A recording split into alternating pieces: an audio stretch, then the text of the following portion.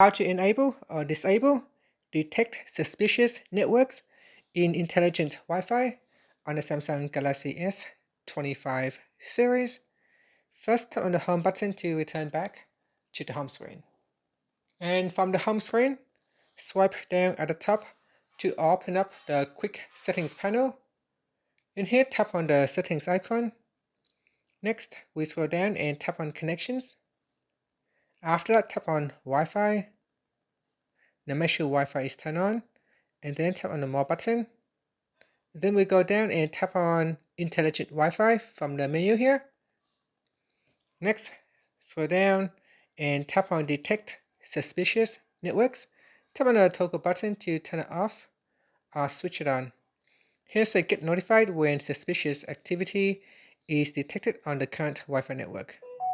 Now you can tap on the left hand side panel, and here it will give you more information. And that's it. After you can tap on the home button to return back to the home screen. Thank you for watching this video. Please like and subscribe to my channel for more videos.